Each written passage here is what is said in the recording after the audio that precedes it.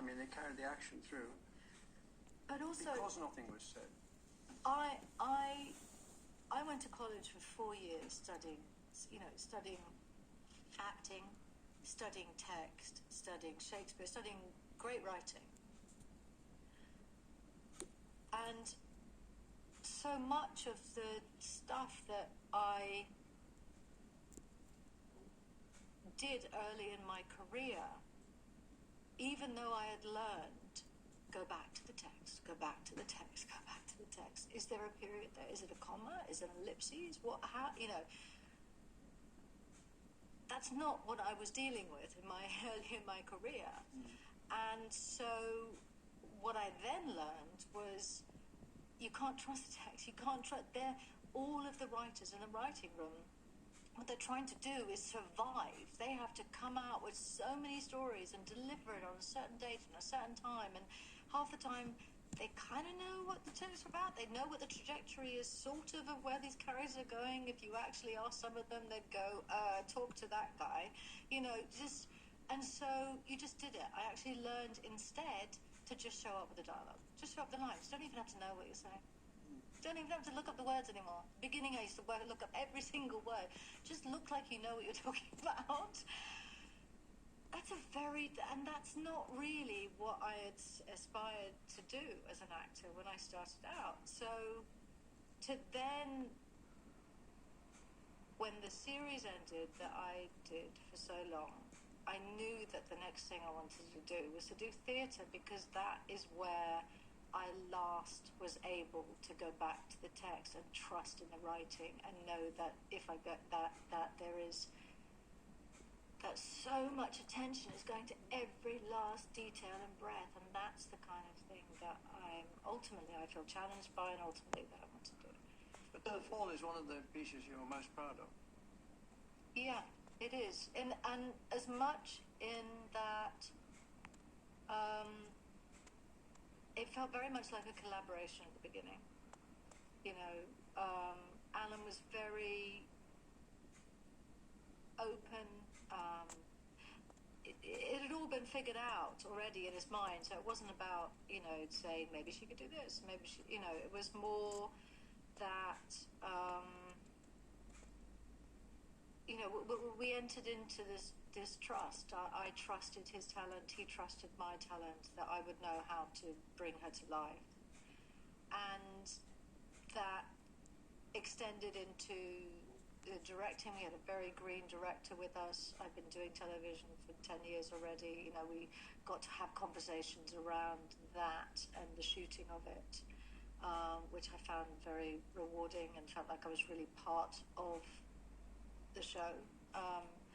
And it was also really nice to be with a small crew in Northern Ireland. It was just, it felt, I went from working for a studio where if I needed a flight back home to my kids or whatever, an email had to be sent, it had to be approved by 15 different people, and then maybe or maybe not a few days before I was meant to fly, I'd get an answer, to texting the travel woman who was in a trailer somewhere in Belfast and say, actually, can I move the flight that I need to take off the last day on Friday because I've got to pick up my kids and blah, blah, blah. And I just thought, that's kind of the world that I feel that I want to live in right now. It's much simpler, much more focused on the work, everybody's craft, work, and less of a machine. Less bureaucracy. And you moved back to London, and one of the reasons that I understand it was that you said, it isn't quite as true now as it was when you did it, that the thing that you admired about the actresses and actors in London is they moved easily, and they had by that time moved easily between television and film and theatre, and it was the theatre to which you addressed yourself with astonishing success, plays. Well, I think, even at the end of my time doing that almost decade of television, we hadn't quite gotten into, Netflix hadn't started yet. We hadn't quite gotten into the era where A-list actors would lower themselves enough to do telly. And, all through growing up in the UK and when we'd come back in the summertime, it was just, seeing Judi Dench on telly, seeing Judi Dench in the theatre, seeing Judi Dench in a film. It was the same with it was the same with all of them. It's just they're actors. They are actors, and they act in all the mediums, and there's acceptance of them being able to. They're not lowering themselves or selling out in any way by or giving up somehow by doing theatre. That is actually a celebration. That's not giving up because you're not doing film. That is choosing to express yourself in another medium because it fulfills you, or because you want to take a pause for whatever. It's all accepted. And also picking up completely almost contrary parts. I was bowled over by your interpretation of Lady Deadlock. Was that a part you couldn't resist? Well, it was so much of what that was I'd come to London to do theatre, to do a play after doing the series. And after having done the play, pretty soon after that, the first people that kind of came my way were the producers with Bleak House. And I remember meeting them in Notting Hill, the Electric, I think we met, and I remember asking them, what makes you think that I can do this? I've just done sci-fi for 10 years.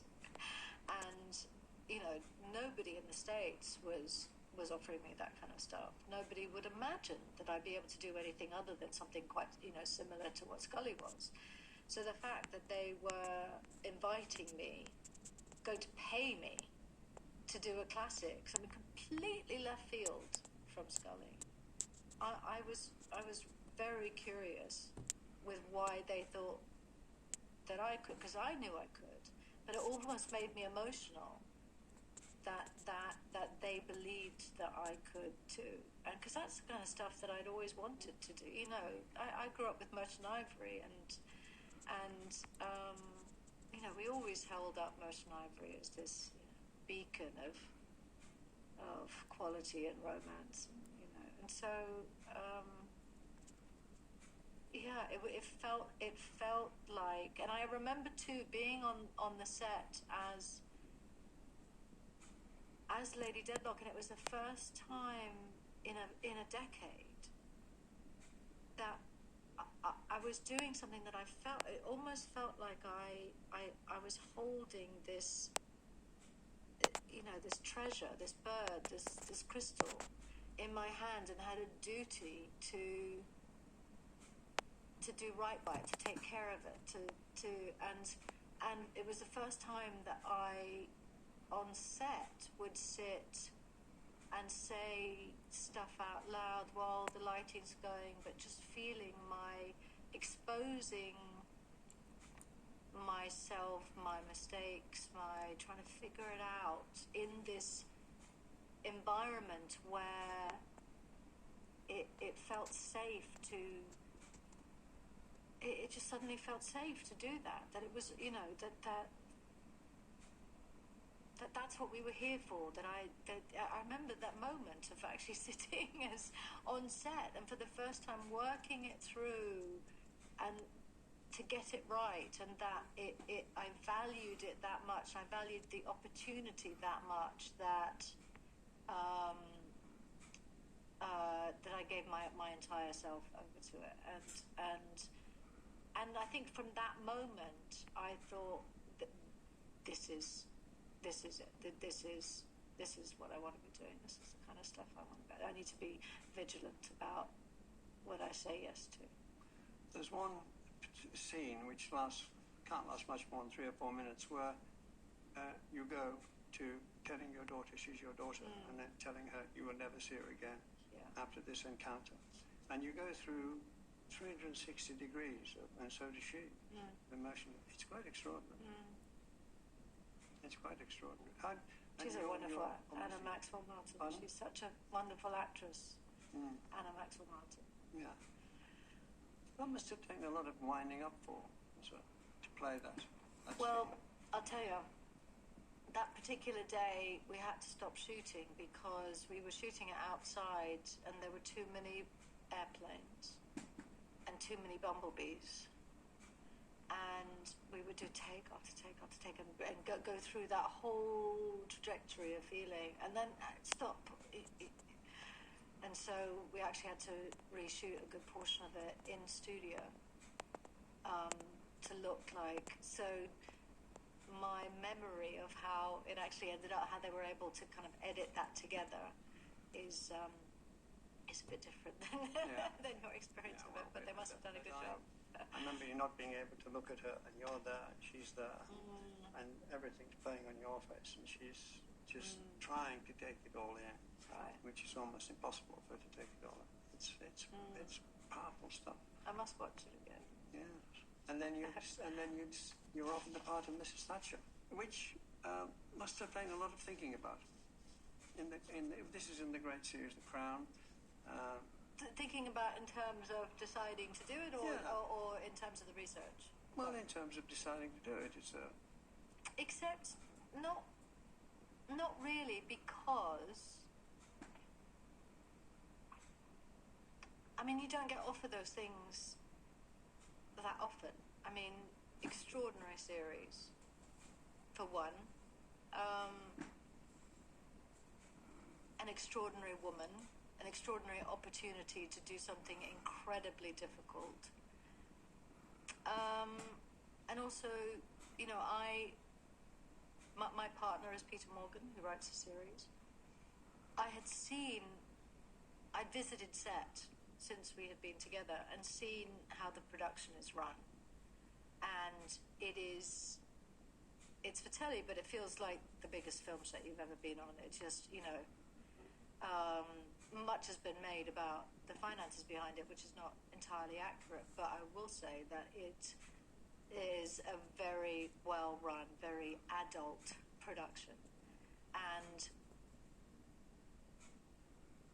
you know, the focus is extraordinary from every single department. And you really, as an actor, I could see, given a platform to be able to try and fail and be encouraged and protected, and you know, and so when Peter brought it up to me, you know, as one does as an actor, I do, you know, scanning whether that makes sense to me in terms of, do I think that, you know, I could do it? Does she live somewhere inside me? And you know, feeling quite strongly that I got her. It again felt like one of those things that one couldn't say no to, regardless of people's feelings about her, regardless of what reaction may or may not be based on either performance or how she's been represented in the series. Just an extraordinary opportunity on so many different levels, and so I was terrified. Why were you terrified? Well, it's the same thing with doing theatre. It's like I say yes before if I know something's right, I say yes before I think about it too much, because then I'll start to overthink it and I'll probably say no. So it always happens where at some point along the way I go, what was I thinking? What makes me think that I can do? Am I mad? And, you know, it was kind of similar with this you know, I started really early on the research. I started really early on all aspects of it. And as we got closer and closer and closer and closer, and, you know, I worked with a couple different people on voice, and then realized that I didn't quite have it and I needed somebody else or something else. And, you know, and so a lot of overthinking, a lot of not necessarily anxiety, but just, really not wanting to get it wrong. Not aside from not wanting to make a fool of myself, but also Was The Voice where you started? Well, The Voice is where I started simultaneous to, reading books, about her childhood and listening to her audio tape and reading Charles Moore and et cetera, et cetera. But yes, it's probably, yes, because we were still doing fittings for potential wardrobe. I couldn't go there yet. We hadn't got a wig yet. We couldn't do it, add all the other aspects of what makes Margaret Thatcher Margaret Thatcher. But yes, it started on The Voice very early, but didn't reveal The Voice until quite late, because even though I was working with somebody, I don't know, I think partly fear, partly even when we started to do the rehearsals or read-throughs and stuff like that, she would kind of show up here and there, and people would pat her on the back and blah, blah, blah. But when it actually came time to getting closer and closer to the doing it, it really took a kick up the rear to, I think Peter said, "Where is she? When is she coming out?" And he was absolutely right, because I just wasn't quite, I didn't feel like, I don't know, I didn't feel like the environment was quite, not safe enough, but whatever I'd made up in my mind, it just wasn't, I wasn't ready, And so, but amazing thing about the production that they do is that they, for the first couple weeks of introducing a character, they will do scenes that take place at the studio, shoot to fix anything or reshoot things. Some of my first scenes were cabinet scenes, which on the one hand you think, good God, are you kidding me? Like, can I not just walk down the hall and get her walk right? But yes, it was one of the few cabinet scenes, but knowing that if it wasn't quite right, we could come back and it wouldn't be like doing the scenes that we did in Spain, for instance. They're excruciatingly powerful, and it seems to me real scenes about Mrs. Thatcher's time at Balmoral, for instance, where again and again she's spurned.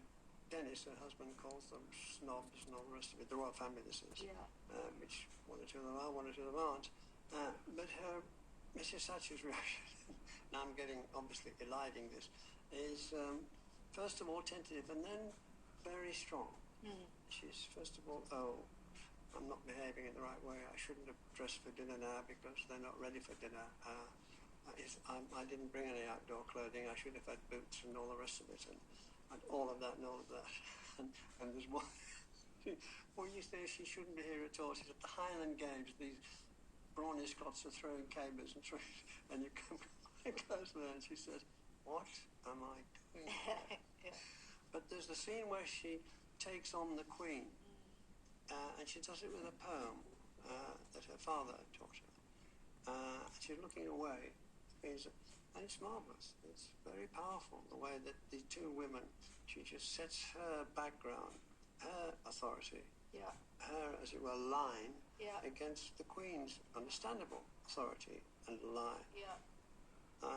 That's Pete's writing. That's the writing on the show. Nothing is necessarily predictable in the way that you come at relationships with the characters. Another thing is, despite what you said at the beginning, she does come up.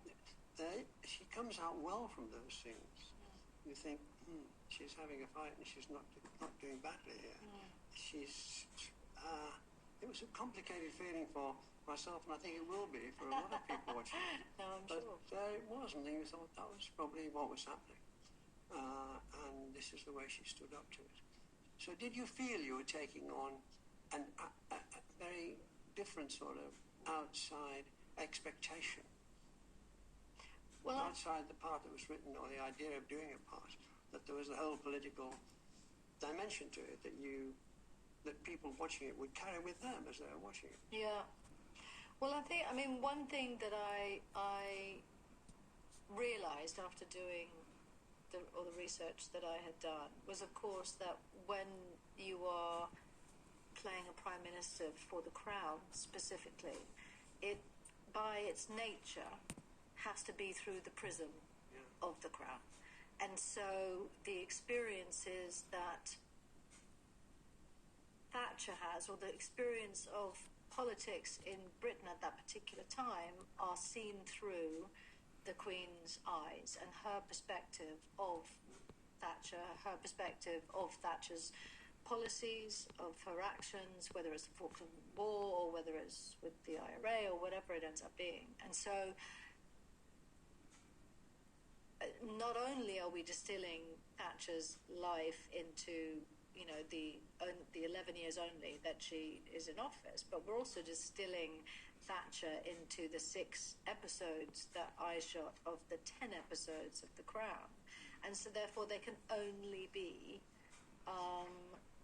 you know, snippets of her in power, snippets of her experience, snippets of her relationship with the Queen, snippets of her as mother as much as her in office. And I think one of the things that Pete was most fascinated by was you know, the degree to which they are both similar. They're similar age by 6 months. They, you know, very, very strong and willful characters, both heads of state at the same time, and both incredibly religious. And so, as mothers who are trying to do their day jobs, what are they as mothers? Where we don't actually see that of them very, very much. And so, is that not the most interesting way into elements of these two women at this particular time in their lives? And so we do get to see some of the you know, the personal elements of who Thatcher is in a way that we may not have ever considered before. We get to see her vulnerabilities. You know, I was very lucky about the same time that I was doing research. There's a 6-part BBC documentary came out about Margaret Thatcher that similarly showed her behind the scenes in a way that I don't think the nation had seen before. Very, very well done doc. And there's an element of that in The Crown, in, you know, seeing the moments right before she's going out out of the house to give her you know, to address the crowd right before she goes and discovers that she is made Prime Minister, right? You know, while she's with Dennis before she walks out to make her famous St. Francis of Assisi speech in front of number 10, you know, all of those before and after moments, after she has been kicked out, after Howe's speech in Parliament, her reaction to that in her private quarters above number 10. That's fascinating stuff. Yeah. And while we've been talking about what we've been talking about, you've written books, you've been in many other things we haven't referred to, or we haven't referred to. I can refer to them, but I think we've come, and then we come to the bombshell, the moment, sex education, bump like that, and takes off in a way that you mightn't have expected. Yeah. And it's extra. It's very, very funny. Yeah. And as I understand, when they sent you the script, you didn't exactly take to it for the first reading. Yeah, I didn't. It felt, you know, and I've said this publicly before, and they're used to it, the writers. But I think, you know, I don't get offered comedies very much, and so I've been looking specifically for something for a long time, and it didn't quite feel like it was the one for me when I first read it, and it felt very, very broad and slightly on the nose, and so I said I passed. And then Pete read it and basically said, you have to give it another read, you stick with it, it's the funniest thing that he's read in a long time, it's going to be such a hit. And then once I properly gave into it, I couldn't stop reading it. So very lucky in that regard that he, you know, I've never seen a character like that. that's another thing. It's fresh. Yeah. It's now, and it addresses those young people. Yeah. And it's very funny, partly because it's very real, and partly because it's so fresh. It's like the news from out there, which has never been discussed or in cloakrooms or behind laboratories, suddenly center stage, and she's just facing, oh, you've started to masturbate. I'm very pleased. Very pleased. Pity you did it in the car. And I was watching that one with one of my children, my son. He just cracked up. I mean, and so so did I. It was so funny, partly because it released an energy that had been suppressed for so long. Yeah. People did not talk about all of that. Yeah, and I don't consider myself a prude. I mean, I'm really not a prude. And when I was reading it and felt like it was too on the nose, that's precisely what I wasn't getting. Yeah. Is that the point of it is that it's on the nose and it's in your face, and it's basically creating a platform for all of these things to be talked about that we would in a million years have dreamed about, putting front and center before. And once I accepted that, I think once I got that, and also accepted that somebody can be, a celebrated professional therapist who also goes through her son's drawers and listens behind doors. Once I kept saying, but hang on a second, wait. She just wouldn't do that. And then, but that was the point. I really didn't get it at the beginning. But once I did, it's, that, again, a huge gift. So much fun to do. It took off in a way. Yeah. As big as anything you've done almost, isn't it? Yeah, I know. It's been a long time that I've been standing in my house and, somebody's come to fix something or whatever, and the, builder turns around in my bedroom or whatever and say, aren't you the lady on the, It's been a long time since I've had that. They don't do that so much for things like Bleak House and Great Expectations. It's nice when it happens, I presume. Yeah. Do you feel that you've filled in a jigsaw of things you wanted to do consciously and unconsciously? That it started with, I wanted to do it, whatever it was, and then I wanted to do that, and then I did that, and I learned it, and then you feel that there are gaps in the jigsaw I would like to have done, I wish I'd done more of?